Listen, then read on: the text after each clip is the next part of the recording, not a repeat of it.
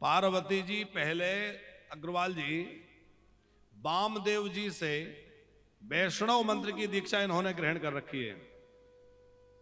ये पद्म पुराण का प्रसंग है कि पार्वती जी को वामदेव जी ने वैष्णव मंत्र दिया और वैष्णव मंत्र देकर के उनको कहा कि नित्य विष्णु सहस्त्र नाम का पाठ किया करो। अब पार्वती जी निरंतर जो है विष्णु सहस्त्र नाम का पाठ जो है प्रतिदिन करती हैं।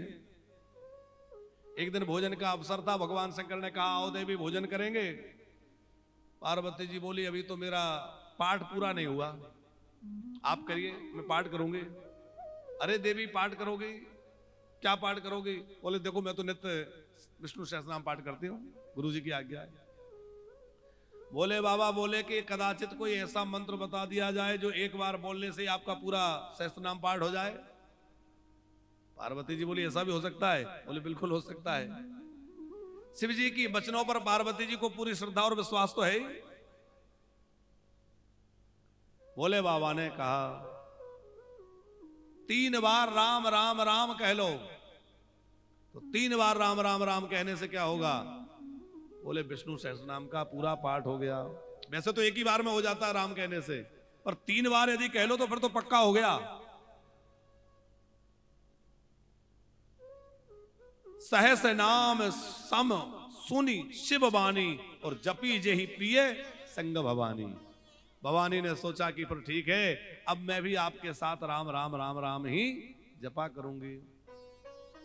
और हमारे पूज्य सदगुरुदेव भगवान एक बड़ी अच्छी बात कहते हैं कि माता पार्वती को भगवान शंकर अपनी गोद में बिठा के रखते हैं, अंक में बैठा के रखते हैं। क्यों? चित्रकेतु को तो उनको देख करके संदेह हो गया, बाद में उसको राक्षस होना पड़ा, वृत्रासुर बना, कथा प्रसिद्ध है। तो गुरुजी कहते हैं कि पार्वती जी को भगवान शंकर कोई मोह में तो पड़ नहीं सकते। बोले बाबा कोई कामी तो है नहीं, काम के शत्रु हैं, तो पार्वती जी को गोद में क्यों बिठाते हैं? बोले उसका कारण यह है कि पार्वती जी बड़ी नामनिष्ठ हैं, नाम जापक हैं और बड़ी नाम जाप करने वाली हैं। तो भोले बाबा ने विचार किया कि जब तक ये नाम नहीं जपती थी तब तक तो मैं इनको अपने समान आसन देता था।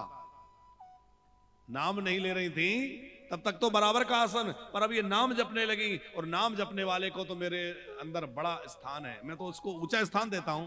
अब ये नाम जपती है तो इसको ऊंचा स्थान मिलना चाहिए, तो ऊंचा स्थान क्या दूं? तो भगवान शंकर ने उनको उठा के अपनी गोद में बिठा लिया। बोले मैं तुम्हें ऊंचा स्थान देता हूं, तुम राम राम जपने वाली हो। अरे भोले बाबा राम राम जपने वाले को तो सिर पे बिठा लेते हैं, कहेंगे किसको बिठा लिया? चंद्रमा। चंद्रमा टेढ़ा है और टेढ़े व्यक्ति से हर आदमी दूर रहता है, टेढ़े लोगों से सब दूर रहते हैं, सब बचते हैं। आपने देखा होगा शंकर जी के मस्तक पर जो चंद्रमा है वो गोल नहीं है, पूरा चंद्रमा नहीं है। कैसा है? टेढ़ा है कि नहीं? किसी ने भगवान महादेव से पूछा कि अच्छा आप ये बतलाइए आपने ये टेढ़ा चंद्रमा सिर पे क्यों बिठा रखा है, इसका क्या मतलब है? क्या टेढ़ों से सब डरते हैं तो आप भी टेढ़े से डर गए क्या? बोले बाबा बोले ना डरे नहीं है। तो बोले इस चंद्र का संबंध जो है मेरे प्रभु के नाम से है। कैसे? बोले जब राम जी का कोई पूरा नाम लेता है तो क्या कहते हैं? राम चंद्र, कृष्ण चंद्र। तो इसका संबंध भगवान नाम से है और जिसका संबंध भगवान के नाम से हो जाता है मैं उसको अपने सिर पर बिठा लेता हूं, सिरोधार्य कर लेता हूं। भैया भगवान के नाम से जो जुड़ गया भोले बाबा उसको बड़ा आदर देते हैं। चंद्रमा एक तो घटने बढ़ने वाला है, दूसरे काला उसमें धब्बा है, तीसरे वो टेढ़ा है, फिर भी भगवान शंकर उसको सिर पे बिठाए रखते हैं। क्यों? बोले ये भगवान के नाम से जुड़ा है। हम भी भैया भगवान के नाम से जुड़ जाएं, और कुछ साधन बने ना बने, बस राम राम राम राम करते रहो, नाम जपते रहो, नाम जपते रहो, सारे काम बन जाएंगे। सारे काम का मतलब ये काम समझना घर गृहस्थी के, ये तो बनना ही बनना है, ये तो ब्याज में सब मिल ही जाएगा। अरे जिसने नाम जप कर लिया उसने यज्ञ कर लिए, जिसने नाम जप कर लिया उसने सब साधन कर लिए, योग कर लिए, यज्ञ कर लिया। आगे हम लोग सुनेंगे और नाम में 10 अपराधों से बचना चाहिए, वो कल सुनेंगे कल का प्रसंग में कि किन 10 अपराधों से नाम जप करते समय जापक को सावधान रहना चाहिए। तो भोले बाबा तो नाम जापक का बड़ा आदर करते हैं। हमने संतों से सुना है अग्रवाल जी कि भगवान शंकर चिताभस्म क्यों लगाते हैं। कई कारण हैं। भगवान शंकर दिखाना चाहते हैं कि ये जगत नश्वर है, सबको एक दिन भस्म बन जाना है, सब नष्ट हो जाना है, इसलिए चिता भस्म धारण करके रखते हैं। वैराग्य का प्रतीक है भस्म। हमारे संत महापुरुष भी, आप कुंभ में जाइए कितने महापुरुष भस्म ही रमाए बैठे मिलेंगे। भस्म जो है वो नश्वरता, वैराग्य उसको दर्शाती है।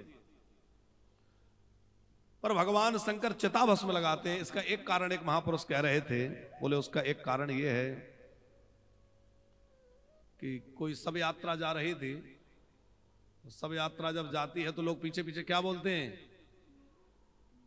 अरे बोल दो, कोई हर्ज थोड़ा ही है, राम नाम सत्य है, सत्य बोलो सत्य है, राम नाम सत्य है।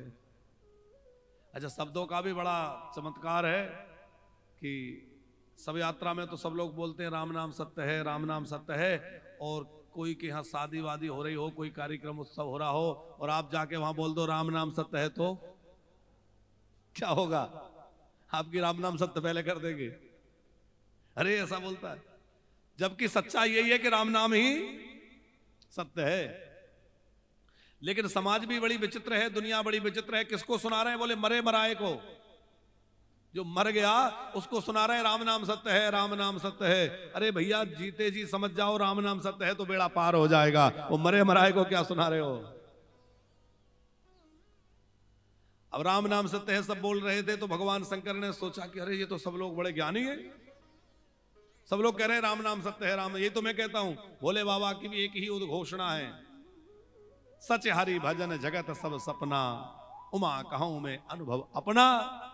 ये सब तो ज्ञानी लोग हैं।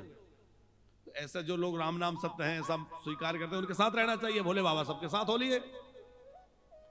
अच्छा, जैसे चिता पर लिटाया जाके सबको, तो जब तक चिता पर नहीं रखते तब तक तो बोलते, चिता पर रखने के बाद सब लोग बंद हो जाते हैं, फिर नहीं बोलते।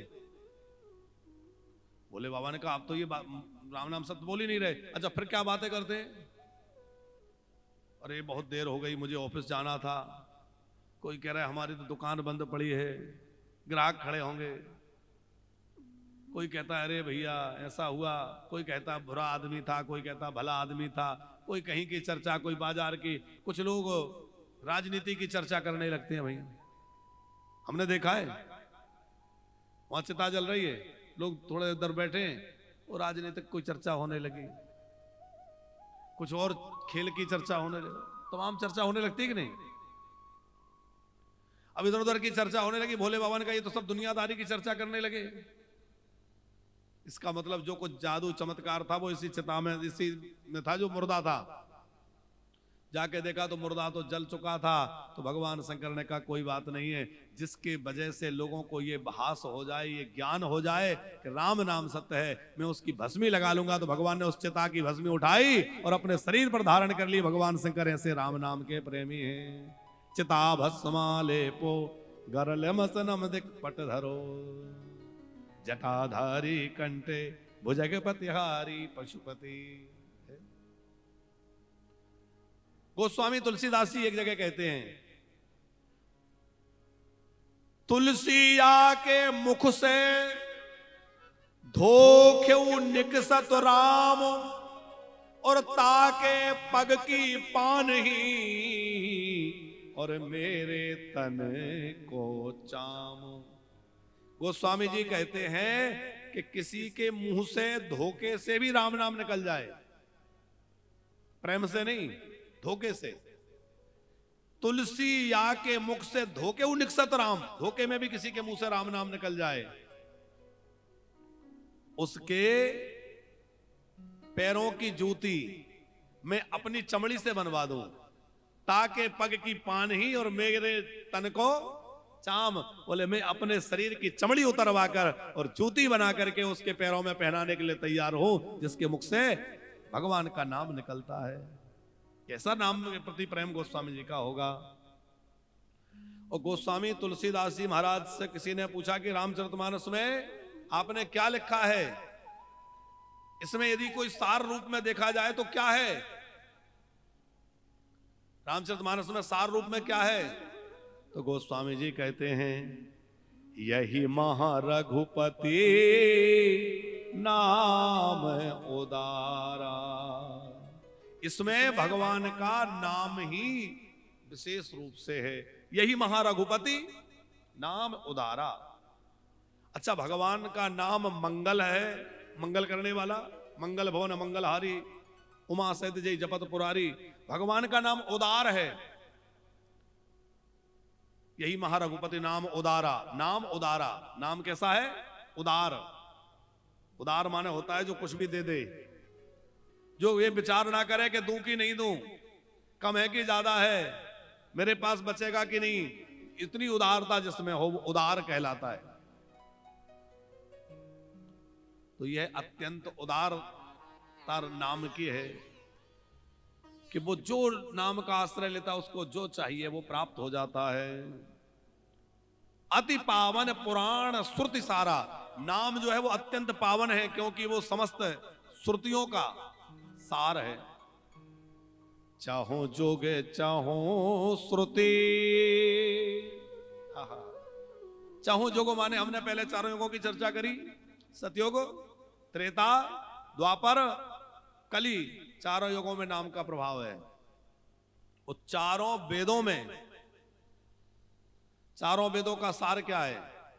चाहू श्रुति नाम आधारा, नाम ही चारों वेदों का सार है। अच्छा, वैदिक लोग कर्मकांड करते हैं, अग्रवाल साहब, वैदिक लोग जब कर्मकांड कराते हैं तो शुरुआत किस चीज से होती है कर्मकांड की? कोई भी पूजन हम आरंभ होती है तो आचार्य लोग कहते हैं आचमन करिए। आचमन का मंत्र क्या बोला जाता है? ओम केशवाय नमः, ओम माधवाय नमः, ओम नारायणाय नमः, यही बोलते हैं। ये क्या है? भगवान का नाम ही तो है। तो कर्मकांड की शुरुआत भगवान नाम से हो रही है। फिर ऊपर जल मार्जन करेंगे तो क्या कहेंगे? अपवित्रः अपवित्रो वा सर्वावस्थांगतोपि वा यः स्मरेत पुंडरीकाक्ष सवाह्याभ्यंतर शुचि। बोले पुंडरीकाक्ष भगवान का नाम स्मरण करने से तुम या तो पवित्र हो या अपवित्र हो, जैसे भी हो, नाम स्मरण से सर्वदा पवित्र हो जाओगे। यह स्मरेत पुंडरीकाक्ष, भगवान नाम का स्मरण होता है।